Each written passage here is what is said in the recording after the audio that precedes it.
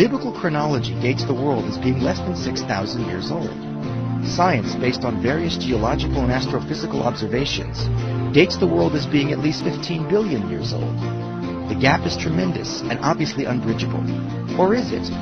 Dr. Gerald Schroeder, who holds a dual doctorate in nuclear physics and oceanography from MIT and served on the Atomic Regulatory Commission, demonstrates that the figures are not only reconcilable, but points out that the biblical account of creation is remarkably close to that of modern science.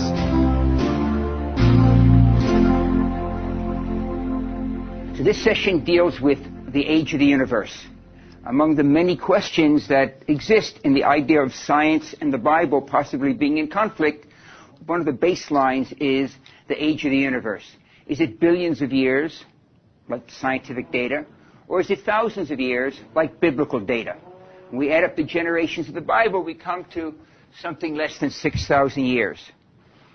Get the data from the Hubble telescope, from the land Earth-based telescopes in Hawaii, we find numbers reaching 15 billion years. Alan Sandage, a few months ago, had a press conference, and he says from all of the data he has seen, and he's certainly one of the major persons involved in this, the age of the universe appears to be something a bit over 15 billion years old, 15,000 million years. So, I mean, that might seem as a conflict between 6,000 years. So it's interesting to look at the historical perspective, because in trying to understand the idea of science in conflict with the Bible, which is the whole series that I teach, it's instructive to look at trends in knowledge, because absolute proofs are not coming. But what is available is to look how science has changed its picture of the world relative to the unchanging picture of the Torah. The Torah doesn't have the option of changing, unless you use modern interpretations where the attempt might be to bend the Bible to match science, or bend science to match the Bible. Now, that subjectivity is hard to avoid, because we all see the world through the filters of our brain. And so with no question, we all implant on reality our subjective realization of what that reality is about.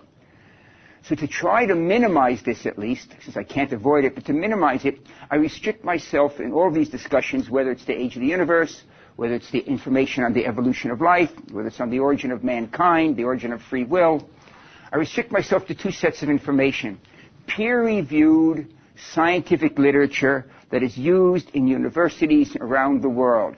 I mean, I have a vested interest in this since I spent many years at MIT getting my bachelor's, my master's, my doctorate, and 7 years on the staff of the physics department after.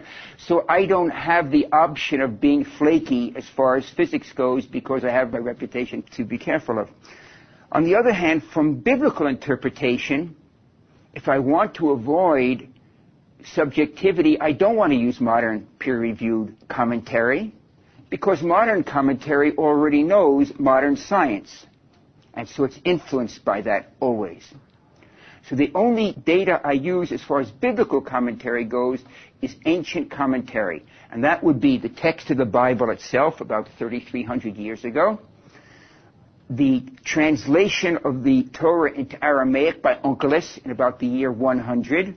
That predates the redaction of the Talmud. Then the Talmud itself redacted about the year 500. In other words, 1,500 years ago, it's fixed. Then the three major commentators. There are many, many commentators, but at the top of the mountain of biblical commentators, there are three accepted by all. Rashi, who brings down the straight understanding of the text in about the year 1050. About the year 1190, Maimonides, the great philosopher who handles with philosophical concepts. And then about 60 years after him, in approximately the year 1250, Nachmanides, the Ramban. Maimonides, the Rambam, with an M at the end. Nachmanides, the Ramban, with an N at the end. Okay, so those are the commentators. So there's only ancient commentary hundreds of years ago, or thousands of years ago, long before Hubble was a gleam in his great-grandparents' eyes. So there's no possibility of Hubble data or other scientific data influencing these concepts. Okay, so that's the background of the test, an attempt to try to make the following discussion somewhat objective, minimizing subjectivity. In 1959, a survey was taken of leading United States scientists. And among the many questions asked was, what is your understanding of the age of the universe? Now, in 1959, cosmology was just becoming a science, okay? Astronomy was there, but cosmology, the deep physics of understanding the universe, was just developing. The response to that survey, as far as the one question I'm interested in, the age of the universe, was recently republished in Scientific American, the most widely read science journal in the world. 2/3 of the scientists gave the same answer as to what is their opinion of the age of the universe. The answer was not 6,000 years, I assure you. The answer was much larger than that. The answer that 2/3 of the scientists gave was beginning? There was no beginning. The Greeks taught us that, Aristotle and Plato, 2,400 years ago. The universe is eternal. Oh, we know the Bible says in the beginning, the opening word. That's a nice story. It helps kids go to bed at night. You know, it makes them feel safe. There was a beginning. But we, sophisticates, know better. There was no beginning. That was 1959. In 1965, Penzias and Wilson discovered the echo of the Big Bang in the temperature and the black of the sky at night. And the world paradigm changed from a universe that was eternal to a universe that had a beginning. Science will never be able to make a greater change in its understanding of the world relative to the Bible than the fact that we now know the first word of the Bible is correct. There was a beginning. The fact that there was a beginning does not prove that there was a beginner. You should understand that. Physics allows a beginning without a beginner. I'm not going to get into that today, but I spent a lot of verbiage on that in The Science of God. What is important, though, is having a beginning, first of all, demonstrates the first half of the sentence to be correct. Whether the second half of Genesis chapter 1, verse 1 is true, we don't know from a secular point of view. The first half being in the beginning. The second half is God created the heavens and the earth. Evolution, cavemen, they're all trivial problems to the fact that we now understand that we had a beginning. The question then to answer is, how long ago did the beginning occur? Was it, as the Bible might imply, less than 6,000 years? Or was it indeed the 15 billions of years that's accepted by the scientific community? So the first thing we have to understand is the origin of the biblical calendar. I mean, if the calendar is the problem, it would be nice to know something about the calendar. We get to the 57, 58 years in 1997, 4,758 years, by adding up the generations since Adam. There are 6 days leading from the creation to Adam, and then we have the time following Adam.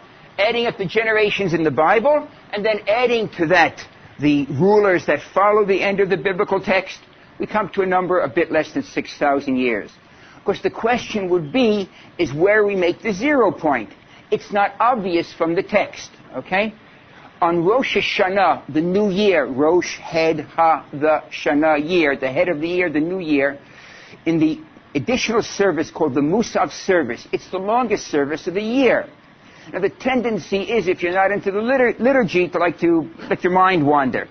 So the sages that formed the Machzor understood that was happening. So 3 times through the service, we blow the shofar, the ram's horn. And immediately following the blowing of the shofar, when everyone is wide awake and paying attention, the following sentence is made. Hayom Harat Olam. This is the birthday of the world. 3 times repeated at each of the major actions of the day, the blowing of the shofar. This is the birthday of the world. Hayom Harat Olam. Which might lead you to think that Rosh Hashanah commemorates the creation of the universe. But it doesn't. Rosh Hashanah does commemorate a creation, but not the creation of the universe. It commemorates the last of the 3 creations that occur in the 6 days of Genesis. There's a creation that brings into being the heavens, the entire universe and the laws of nature. And then on day 5, there's a creation that brings us the nephesh, the soul of animal life. And then on day 6, at the end, there's a further creation that brings us the neshama, the soul of human life. All humans have a nephesh and a neshama. Animals have a nephesh.